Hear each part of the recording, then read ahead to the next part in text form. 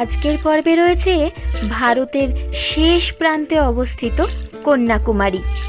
এছাড়াও রয়েছে 3 সাগরের মিলনস্থল।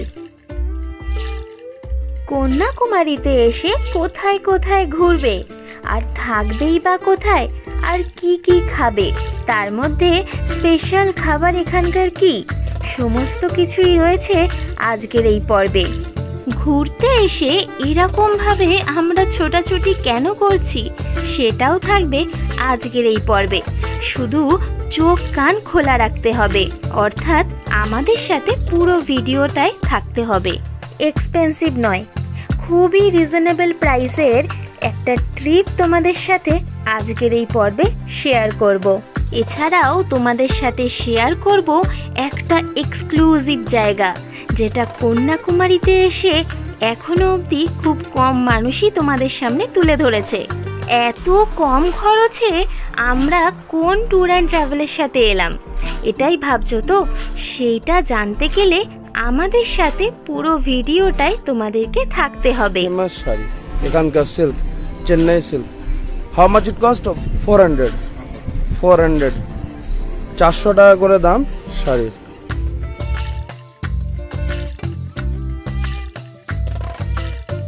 এত সুন্দর জায়গা দেখানোর জন্য আর বেশি ওয়েট করাবো না, চলো শুরু করি আজকে কন্যাকুমারীকে নিয়ে একটা নতুন ভ্রমণের গল্প।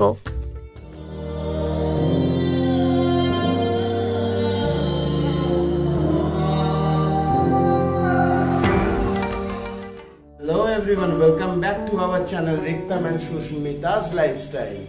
আজকে কন্যাকুমারীর প্রথম দিন। এতদিন ট্রাভেল করে এলাম আর আজকে হচ্ছে আমাদের প্রথম দিন। চেক ইন করলাম, এই হচ্ছে আমাদের রুম, দেখিয়ে দিলাম, খুব সুন্দর। তারপর হচ্ছে আর রুম থেকে যে বাইরের যে ভিউটা আছে কিন্তু অসাধারণ। এখানে কিন্তু সব দেখা যাচ্ছে, সামনে হচ্ছে সি বিচ। চলুন একটু পরে বেরোবো, সব সাইট সিন ঘুরবো। জাস্ট ফ্রেশ হয়ে উঠলাম, 2 দিন ধরে ট্রাভেল করেছি, অনেক খাটাখাটনি গেছে। বুঝতেই পারছেন আপনারা, আগের ব্লগটা নিশ্চয়ই দেখেছেন যে কতটা কষ্ট করে আমরা এখানে এসেছি ট্রেনে। খুব হ্যাট্টি একটা জার্নি ছিল, বাট হ্যাঁ, জার্নিটাকে খুব এনজয় করেছি, খুব সুন্দর সাইট সিন।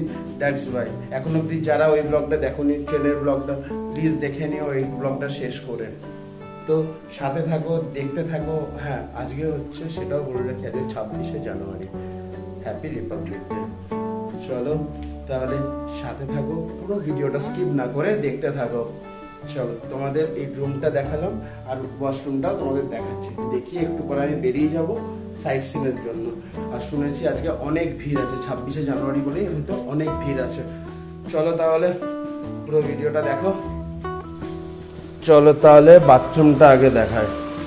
এই হচ্ছে বাথরুম, আয়না দেখলে। তারপরে দেখো এখানে টিভি লাগানো। এই হচ্ছে পুরো রুম, এই হচ্ছে বেড, উপরে ফ্যান লাগানো, এখানে একটা বসার জায়গা আছে, আর এই দিক দিয়ে বাইরে যাওয়ার জায়গা আছে। চলো বাইরেটা আমি গিয়ে দেখাচ্ছি। চলো বাইরে চলে এলাম। বাইরেটা এবার দেখো, সামনেই হচ্ছে সি বিচ। পুরোটা যেটা দেখতে পাচ্ছ এটা হচ্ছে ইন্ডিয়ান ওশান। ঠিক, এটা হচ্ছে ইন্ডিয়ান ওশান। আর একটা জিনিস দেখাই, চলো ব্যালকনি থেকে। ওই দূরে যেটা দেখতে পাচ্ছ ওটা কি বলতে পারবে কেউ? ভালো লাগলো আপনাদের? কেমন লাগছে প্লিজ আমাদের কিন্তু কমেন্ট করে অবশ্যই জানাবেন। দারুণ ভিউ, দারুণ, অসাধারণ অসাধারণ ভিউ। এখান থেকে মানে এখানে দাঁড়িয়ে সময় কেটে যাবে, ঘন্টার পর ঘন্টা কেটে যাবে। ফার্স্ট টাইম এটা আমার লাইফের ইন্ডিয়ান ওশান দেখা, আমার দারুণ লাগছে। চলো নিয়ে যাচ্ছি সাথে, পুরো ভিডিওটা দেখো স্কিপ না করে। চলো নিয়ে যাচ্ছি, ভালো লাগবে তোমাদের, সেরা লাগবে। চলো রুম থেকে বেরোই, বেরিয়ে নিয়ে যাচ্ছি। চলো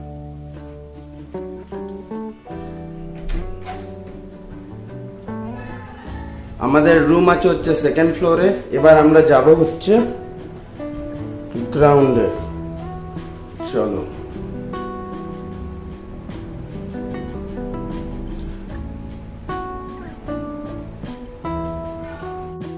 এটা হলো রিসেপশন এরিয়া। আর সত্যি বলতে এই হোটেলটা কিন্তু ভীষণ ক্লিন। পিছনেই হচ্ছে আমাদের হোটেল। এবার হোটেল থেকে বেরোলাম।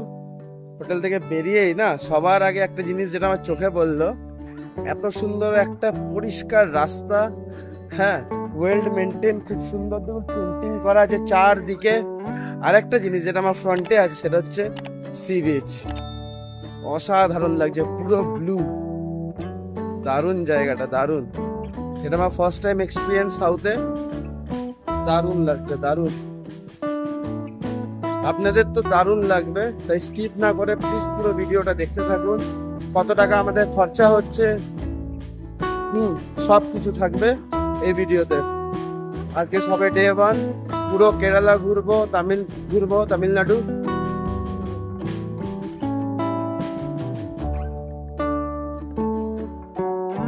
এখন আমরা যাচ্ছি বিচের দিকে। রাস্তাটা কিন্তু বেশ চওড়া। কিছুটা এগিয়ে আসতে দেখলাম একটা বোর্ড রয়েছে, যেই বোর্ডের মধ্যে সমস্ত ডিটেলস দেওয়া আছে।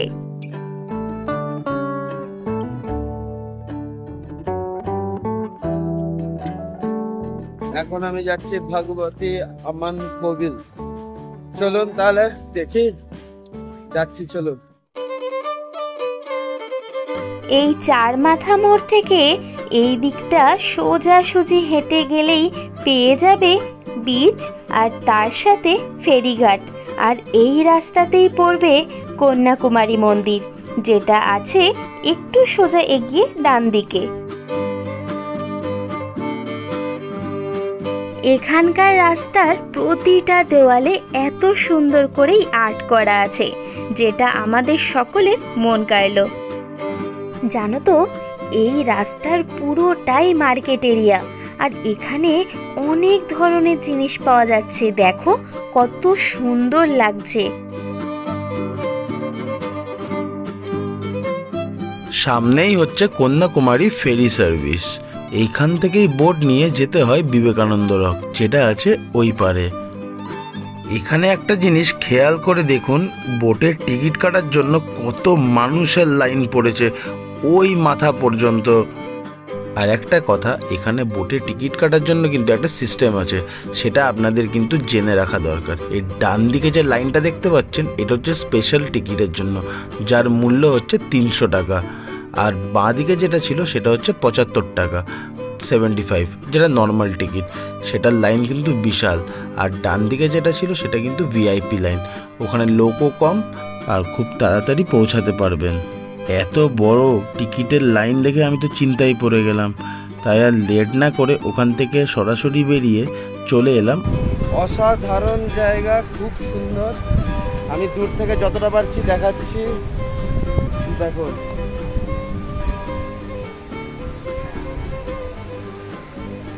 দারুণ, দারুণ। চলুন তাহলে নিচের দিকে নামা যাক, নেমে দেখি। এটি হলো ভাভাতুরাই বিচ। এটি কন্যাকুমারীর একটি জনপ্রিয় বিচ। সামনে কত ফিশিং বোট আর তার সাথে ফেরি সার্ভিস। ওই দূরে যেটা দেখতে পাচ্ছেন সেটিই হলো বিবেকানন্দ রক।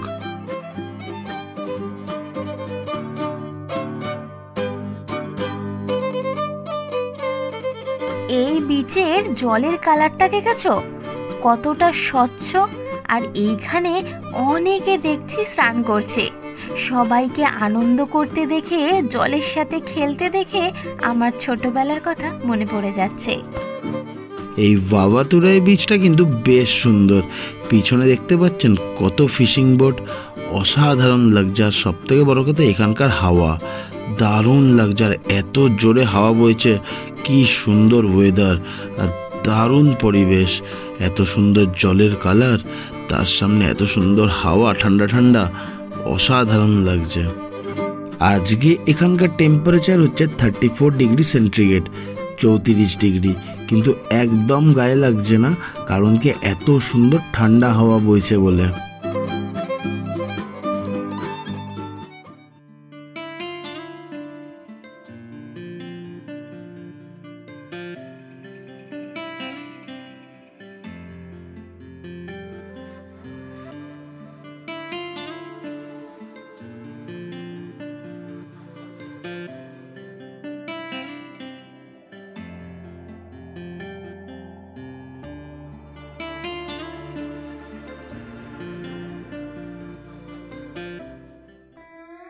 ভাবাতোরাই বিচে এত সুন্দর সময় কাটাবার পর এবার আমি যাচ্ছি সেন্ট আরোকিয়া নাথার চার্চের দিকে।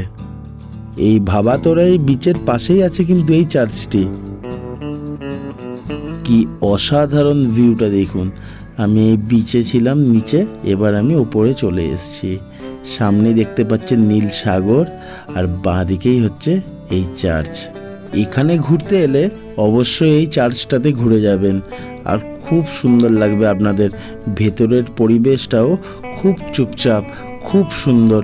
ভেতরে ক্যামেরা অ্যালাউ ছিল না বলেই করিনি।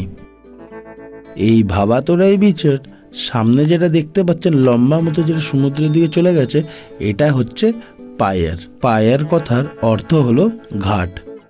আপনাদের এই ভিডিও কেমন লাগছে অবশ্যই আমাদের কমেন্ট করে জানাবেন।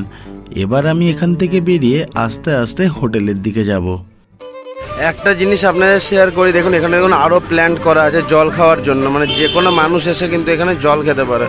যারা যারা বিচ থেকে উপর দিকে উঠবে, অনেকটাই তো ঢালু, অনেকটাই মানুষের কষ্ট হয়, তো এসে যাতে এখানে জল খেতে পারে, প্লাস নিজের বোতল পারলে এখানে ভরতেও পারে। দেখতেই পাচ্ছেন যে একের পর এক মানুষ যাচ্ছে, নিজের মতো জল ভরে খাচ্ছে। খুব সুন্দর একটা ব্যবস্থা। এরকম ব্যবস্থা আমাদের বেঙ্গলেও দরকার। খিদে পেয়ে গেছে। বোটিং করার জন্য টিকিট কাউন্টারে বেশ অনেকক্ষণ দাঁড়াতে হবে, তাই সোজা হোটেল যাওয়ার পথে রওনা দিলাম। হোটেলে এসেই দেখি খাবার রেডি। আজকের লাঞ্চে রয়েছে ভাত, ঘন মুগের ডাল, আলু ভাজা, শুক্তো আর চিকেন কষা। এইবারে চলো ঝটপট খাওয়াটা শুরু করি। প্রথমেই খাবো ঘন মুগের ডাল দিয়ে। চলো খেয়ে দেখি কেমন লাগে। দারুণ রান্না হয়েছে। একেই ছিল পেটে খিদে, আর দারুণ লাগছে খেতে। এত সুন্দর ঘন মুগের ডাল আর তার সাথে ঝুরি আলু ভাজা, দারুণ লাগছে খেতে। আর তার সাথে আমার ফেভারিট কাঁচা লঙ্কা। ওফ, এত দূর এসেও কাঁচা লঙ্কার একটা ফিল। সত্যি কথা বলতে লঙ্কাগুলোই ঝাল ছিল না। এবার খাবো শুক্তো দিয়ে। চলো তাহলে খেয়ে দেখি কেমন রান্না হয়েছে। অসাধারণ অসাধারণ, দারুণ দারুণ রান্না হয়েছে। শুক্তোর মধ্যে দেওয়া আছে কাঁচকলা, বড়ি, ডাঁটা, আরও অনেক কিছু। এত সুন্দর শুক্তো দিয়ে খাওয়ার পর এবার খাবো চিকেন দিয়ে, চিকেন কষা। চিকেনের ঝোলটা দেখতে পাচ্ছেন লাল লাল। জানি না ঝাল কতটা হয়েছে, খাওয়ার পরেই বুঝতে পারবো ঝাল কতটা। আর চিকেনের পিসটা দেখুন কি সুন্দর, পুরো স্ট্যান্ডার্ড পিস। এই নয় যে খুব একটা ছোট, খুব সুন্দর। আর খেতেও অসাধারণ, খুব সুন্দর রান্না করেছে আমাদের রাঁধুনিরা। এখানে আমরা ট্রাভেল করছি ভট্টাচারিয়া ট্যুর অ্যান্ড ট্রাভেলের সাথে। আর ভট্টাচারিয়া ট্যুর অ্যান্ড ট্রাভেল ইন্ডিয়ার মধ্যে যে কোনো জায়গায় ট্রিপ হলেই তারা কিন্তু কুক নিয়ে যায়, যাতে আমাদের কোনো বাইরের থেকে কোনো খাবার না কিনে খেতে হয়। সেখানে গিয়ে আমরা বাঙালি রান্না খেতে পাই, সে ইন্ডিয়ার যে কোনো স্থানেই। এনাদের সাথে যারা কুক আছে তারা কিন্তু খুব সুন্দর রান্না করেছে। আর চিকেনটা দেখুন কি সুন্দর সেদ্ধ হয়েছে, আর চিকেনের পিসগুলোও কিন্তু ভারী স্ট্যান্ডার্ড। খাওয়ার শেষ করে এবার আমি যাব বিবেকানন্দ রকের দিকে। প্রায় 2 ঘন্টা লাইনে দাঁড়াবার পর আমি চলে এলাম ওনাদের টিকিট কাউন্টার গেটের সামনে। এর ভেতরে আছে টিকিট কাউন্টার। আমি আছি 75 টাকার লাইনে। আমি কিন্তু ভিআইপি লাইনে দাঁড়াইনি। গেট থেকে ভেতরে ঢোকার পর দেখি বিশাল বড় লাইন। আমি তো ভেবেছিলাম ভেতরে অন্তত খালি হবে, কিন্তু ভেতরেও দেখতে পাচ্ছি বিশাল একটা লাইন আছে। এখনো অবধি আমরা কিন্তু টিকিট কাউন্টার অবধিও পৌঁছাইনি। বুঝতেই পাচ্ছেন কত বড় লাইন। এই সামনে যে অফিসটা দেখতে পাচ্ছেন এটিই হচ্ছে টিকিট কাউন্টার 75 টাকার। আমি এখানে 2টো টিকিট কেটে নিলাম, আমার পড়লো 150 টাকা। এই টিকিট কাটার পরেও কিন্তু এত বড় একটি লাইন। টিকিট কাউন্টার থেকে বোট পর্যন্ত যাওয়ার জন্য আরও 1 ঘন্টা সময় লাগলো। আর দেখতে পাই সামনেই বোট এসছে, আর দারুণ লাইন লেগে গেছে। তাই ঝটপট লেট না করে দৌড়াতে শুরু করে দিলাম, যেন এই বোটটা মিস না হয়। সামনে কিন্তু বিশাল লাইন আছে বোটে উঠবার জন্য।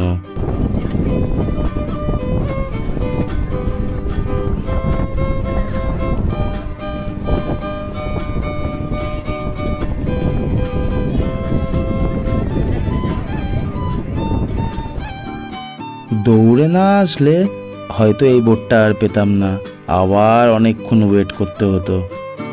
একটা নিয়ম আপনাদের সাথে শেয়ার করে দিই, এই বোটে উঠতে গেলে কিন্তু লাইফ জ্যাকেট নিয়ে উঠতে হবে। এই সামনেই দেখতে পাচ্ছেন ওখানে লাইফ জ্যাকেট রাখা আছে, ওই লাইফ জ্যাকেট নিয়ে আপনাদের বোটে প্রবেশ করতে হবে। আর লাইফ জ্যাকেট শেষ হয়ে গেলে কিন্তু উঠতে দেবে না। এতক্ষণ খোঁজার পর আমরা কিন্তু লাইফ জ্যাকেট পাইনি, আমরা কিন্তু উঠে পড়েছি বোটে অনেকক্ষণ রিকোয়েস্ট করার পর। আস্তে আস্তে বোটও ছেড়ে দিল তার গন্তব্যস্থানে যাওয়ার জন্য, সেটা হচ্ছে বিবেকানন্দ রক ও তার সাথে তিরুবল্লুবর স্ট্যাচু। খেয়াল করে দেখুন বোটটা কত দুলছে আর মানুষ কত এনজয় করছে ব্যাপারটা।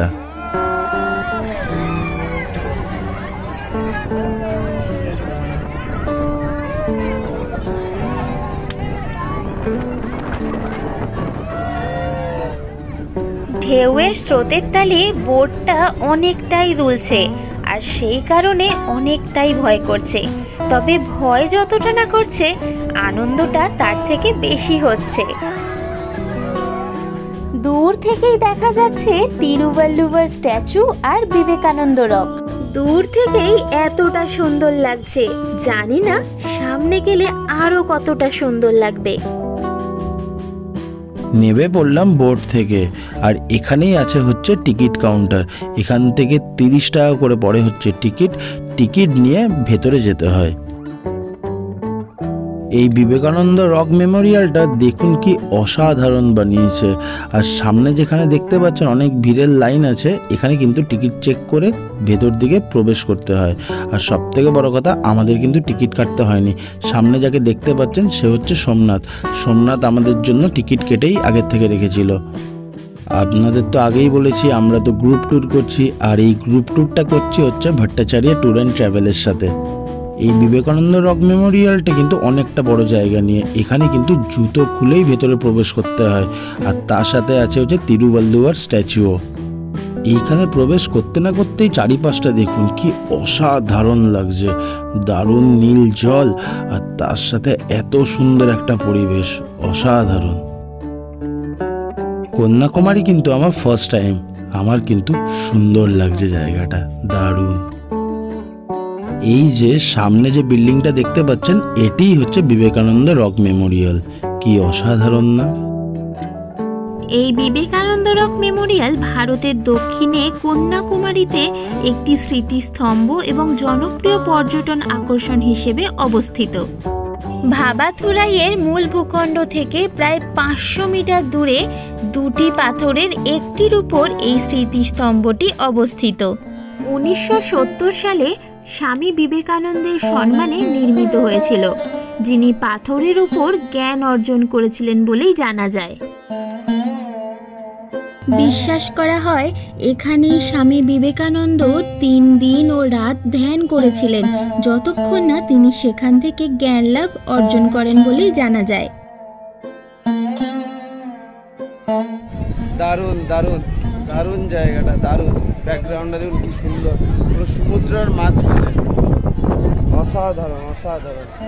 এখানে টোটাল 2টো রক আছে, ঠিক আছে? 2টো রকের মাঝখানে হচ্ছে বিবেকানন্দ রক। আর এখানে বিবেকানন্দজি, স্বামী বিবেকানন্দ এখানে এসে মেডিটেশন করেছিল 3 দিনের জন্য।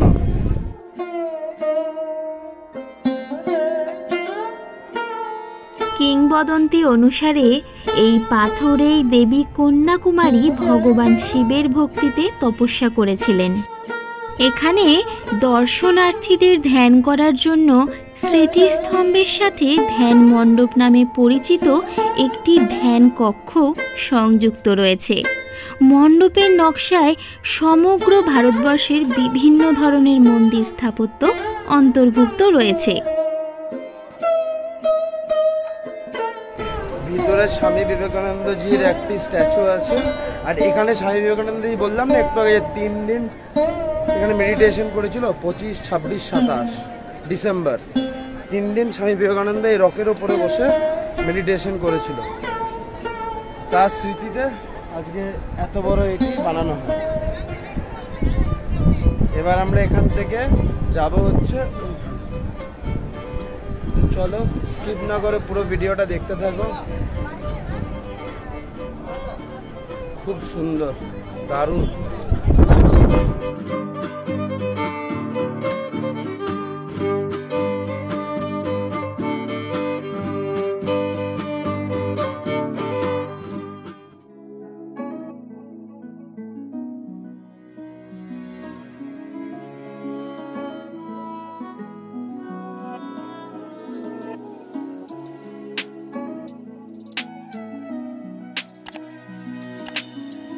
এখানে 5 মিনিট নয় 5 ঘন্টা দাঁড়ালেও মনে হবে অনেক কম দাঁড়ালাম।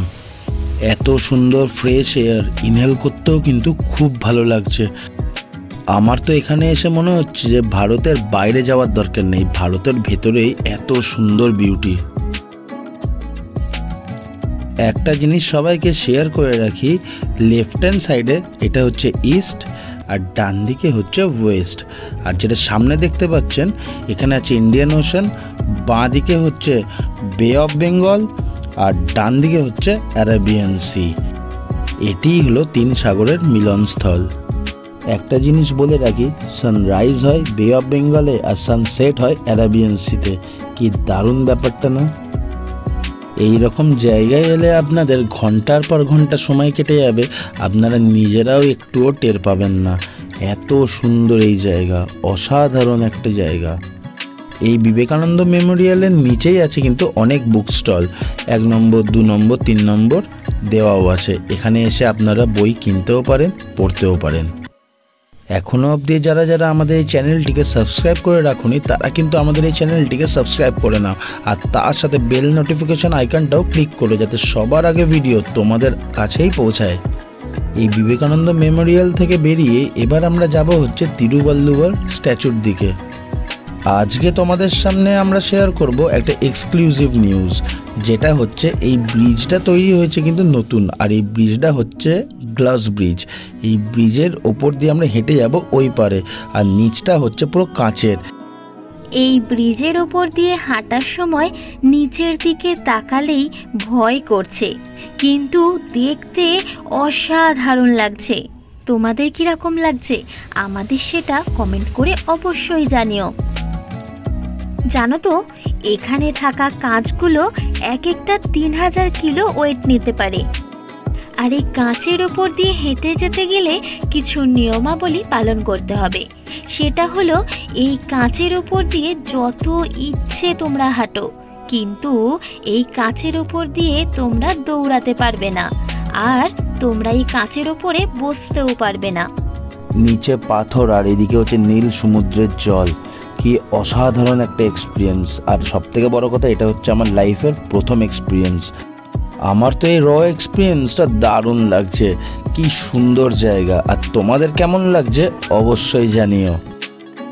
আরও অনেক কিছু ঘুরে দেখানোর বাকি, তাই পুরো ভিডিওটা স্কিপ না করে দেখতে থাকুন। আর সামনে যেটা দেখতে পাচ্ছেন এটাই হচ্ছে তিরুবল্লুবর স্ট্যাচু।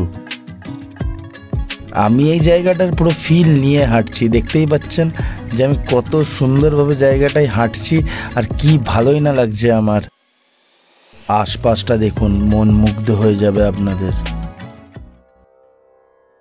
এই স্ট্যাচুর ওপরে যাওয়ার রাস্তা আছে, আর এটির নাম হলো তিরুবল্লুবর স্ট্যাচু, স্ট্যাচু অফ উইজডম। এইটা হলো এন্ট্রি নেওয়ার রাস্তা। এই রাস্তাটা ধরে চলো এবারে ভিতরের দিকে যাওয়া যাক। সামনেই লেখা রয়েছে ওয়ে টু তিরুবল্লুবর স্ট্যাচু। এইখানে ঢুকতেই প্রতিটা জায়গায় কিন্তু লেখা রয়েছে কোথায় কিভাবে যেতে হবে। তোমরা আসলে কিন্তু কোনো রকম বুঝতে অসুবিধা হবে না। জানো তো, তিরুবল্লুবর ছিলেন একজন বিশিষ্ট তামিল কবি। তিনি তামিল সাহিত্যের একটি ন্যায়শাস্ত্রমূলক গ্রন্থ রচনা করেছিলেন। তিরুবল্লুবর, থেবা ফুলবর, বল্লুবর ও পোয়ামরি ফুলবর নামেও পরিচিত। প্রচলিত বিশ্বাস অনুসারে তিরুবল্লুবর ময়লাপুরে জন্মগ্রহণ করেছিলেন। তার স্ত্রী বাসুকী ছিলেন সাধ্বী ও ধর্মপ্রাণা নারী এবং আদর্শ পত্নী। তিনি তার স্বামীর আদেশ অমান্য করতেন না, বিনা প্রশ্নে মেনে চলতেন। তিরুবল্লুবর দেখিয়েছিলেন যে মানুষ তার পবিত্রতা বজায় রেখেও গৃহস্থ জীবনযাপন করতে পারেন। তিনি বলতেন, দিব্য জীবনযাপনের জন্য গৃহত্যাগ করে সন্ন্যাসী হওয়ার কোনো প্রয়োজন নেই। তার বাণী গ্রন্থিত হয়েছে তিরুকুরল নামক বইটিতে। তামিল পঞ্জিকা তার সময় থেকেই গণনা করা হয় এবং তার নাম অনুসারে এই পঞ্জিকাকে বলা হয় তিরুভাল্লুবার আন্দু। আন্দু অর্থাৎ বছর। তিরুকুরালে লেখকের নাম উল্লেখ করা হয়নি। তিরুভাল্লুবার নামটি পাওয়া যায় আরও কয়েক শতাব্দী পরে লেখা তিরুভাল্লুবার মালাই গ্রন্থে। এই তিরুভাল্লুবার মালাই কথার অর্থ তিরুভাল্লুবারের মালা। তিরুভাল্লুবার সংক্রান্ত গল্পগুলির উদ্ভব ঘটে এই বইটি লেখার পর থেকেই। এখনো অবধি যারা যারা আমাদের চ্যানেলে নতুন আছো তারা বেশি দেরি না করে আমাদের চ্যানেলটি ঝটপট সাবস্ক্রাইব করে নাও। তার সাথে বেল আইকনটাও ক্লিক করতে একদম ভুলবে না, কারণ যখনই আমরা ভিডিও ছাড়বো সেটা যেন সবার আগে তোমাদের কাছেই পৌঁছায়। আস্তে আস্তে বাইরের দিকে যাচ্ছি। এখান থেকে বেরিয়ে দেখি নেক্সট স্পট যাবো। এখানে আমরা অনেকটা সময় কাটিয়ে দিলাম, প্রায় আমি একাই এখানে 2 থেকে 3 ঘন্টা কাটিয়ে দিলাম। এবার এখান থেকে বেরোয় এত সুন্দর অপূর্ব জায়গা, এলে তো এখানে আপনারা ঘন্টার পর ঘন্টা কাটিয়ে দেবেন, এত সুন্দর এই জায়গাটা। তো দেখুন, চলুন নেক্সট স্পটে যাই। দারুণ লাগলো জায়গাটা, অসাধারণ।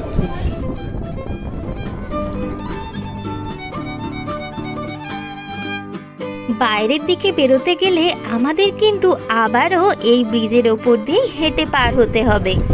এই যে সানসেট হচ্ছে, সানসেট কিন্তু অ্যারাবিয়ান সিতে হচ্ছে। এখানে হচ্ছে অ্যারাবিয়ান সিতে সানসেট হচ্ছে। আর সানরাইজ হয়েছে কিন্তু আমাদের বে অফ বেঙ্গলে, এইদিকে বে অফ বেঙ্গল, আর এইদিকে হচ্ছে বলতে পারবেন কি ইন্ডিয়ান ওশান। অনেকটা সময় গড়িয়ে গেল আর দেখতে দেখতে আমাদের বোটও চলে এসেছে। সত্যি বলতে এত সুন্দর জায়গা ছেড়ে যেতেই ইচ্ছে করছে না, মনে হচ্ছে আরও কিছুক্ষণ থেকে যাই। তবে আরও কিছুক্ষণ থাকতে গেলে আমাদের আর নেক্সট স্পটে যাওয়া হবে না, আর সেই কারণেই কি করব বলো, বেরিয়ে পড়লাম নেক্সট স্পটের উদ্দেশ্যে। এবারে চলো আস্তে আস্তে বোটে চাপা যাক। এত সুন্দর জায়গা ছেড়ে কি আর যেতে ইচ্ছা হয়? এই বোট জার্নিটা কিন্তু বেশ রোমাঞ্চক। বোটটা কিভাবে দুলছে একবার শুধু খেয়াল করুন, কি অসাধারণ। আমাদের সাথে একটা গ্রুপের পরিচয় হয়েছে যারা এসছে কেরালা থেকে, আর তারা হচ্ছে পুলিশ। ওরা আমাদের পাশেই বসে আছে আর অনেক হেল্প করেছে আমাদের।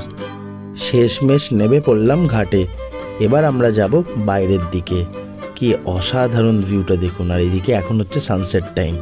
আপনাদের এই ব্লগটা কেমন লাগলো প্লিজ আমাদের কমেন্ট করে অবশ্যই জানাবেন, তাহলে আমরা বুঝতে পারবো আপনাদের ফিডব্যাকে যে আপনাদের এই ব্লগটা কেমন লাগলো। এখান থেকে বেরিয়ে এবার আমরা যাব নেক্সট একটা স্পটে। চলুন সাথে থাকুন আর দেখতে থাকুন। এখান থেকে বেরিয়েই প্রথমেই চোখে পড়লো হচ্ছে পেয়ারা আর আমের দোকান। আর আমগুলো দেখুন কত সুন্দরভাবে কেটে সার্ভ করছেন, আর আমগুলোর ভেতরে দেওয়া আছে গুঁড়ো লঙ্কা। দাম পড়ছে মাত্র 50 টাকা করে। এটি হচ্ছে কন্যাকুমারী বাজার। এই বাজারে দেখতে পাচ্ছেন কত রকমের দোকান, জামা কাপড়, ফ্রুট জুস, সামনে কাবাব, অনেক রকমের দোকান আছে এখানে। আর এখানকার সব থেকে ফেমাস হচ্ছে শাড়ি, যেটা হচ্ছে চেন্নাই সিল্ক বা সিল্কের যে কোনো টাইপের শাড়ি। চলুন তাহলে দেখা যাক।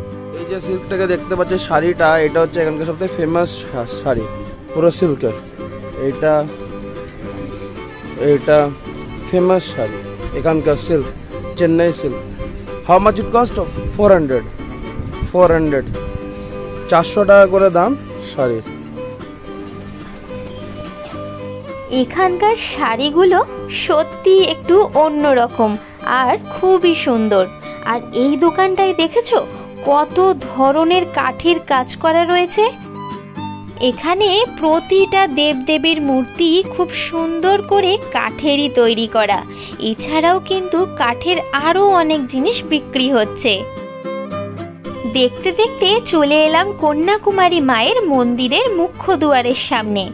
এইখানে প্রবেশ করতে গেলে অনেক কিছু নিয়মাবলী আছে যেগুলো মেনে চলতে হবে, আর ভিতরে কিন্তু একদম ক্যামেরা অ্যালাউ নেই। মায়ের মন্দিরের ভেতরে ঢুকেছিলাম, ওখানে একটা নিয়ম আছে যেটা হচ্ছে খালি গায়ে ঢুকতে হবে, উপরে কোনো বস্ত্র থাকলে হবে না ছেলেদের, খালি গায়ে ভেতরে ঢুকতে হবে, আর ভেতরে ক্যামেরা অ্যালাউ ছিল না, দ্যাটস ওয়াই করতে পারিনি। এত সুন্দর বাজার, এত সুন্দর জায়গাটা, মন্দিরটা সত্যি সুন্দর। মানে আমরা সাউথ ইন্ডিয়া ফিল্মে যেরকম দেখতে পাই যে পাথরের মন্দির, অনেক রেট্রো, অনেক পুরনো একটা মন্দির, ওরকম টাইপের ভেতরটা, মানে খুব অন্যরকম, দারুণ লাগবে, দারুণ। হ্যাঁ, সত্যি সুন্দর। তোমরা যদি কখনো এখানে আসো তো প্লিজ এই কন্যাকুমারী মন্দিরটা ভিজিট করো, দারুণ লাগবে। আমি একটা সত্যি কথা বলতে, সকাল থেকে এখনো অবধি পুরো মানে সাউথ ইন্ডিয়া মানে যতটুকু ঘুরলাম, দারুণ দারুণ। আশা করিনি এতটা ভালো হবে। যেরকম সুন্দর আকাশ, সেরকম সুন্দর জল, সেরকম সুন্দর মন্দির, সেরকম সুন্দর, বা এই বাজার টাজারগুলো কত পরিষ্কার। চলুন আস্তে আস্তে হোটেলের দিকে যাই, আবার বেরোবো একটু পরে। ক্যামেরাটা চার্জে বসাবো, কিছুক্ষণ ক্যামেরাটায় চার্জ দেবো, তারপরে আবার বেরোবো। চলো সাথে থাকো আর পুরো ভিডিওটা দেখতে থাকো। রুমে ফিরতে না ফিরতেই দেখি বিকেল হয়ে গেছে, অর্থাৎ এখন কোনোভাবেই কিন্তু আর ভিডিও করা সম্ভব নয়, তার কারণ ভালোভাবে দেখাতে পারবো না। তাই আজকের ভিডিওটা এই অবধি। ভালো থাকবে, সুস্থ থাকবে, দেখা হচ্ছে নেক্সট ভিডিওতে।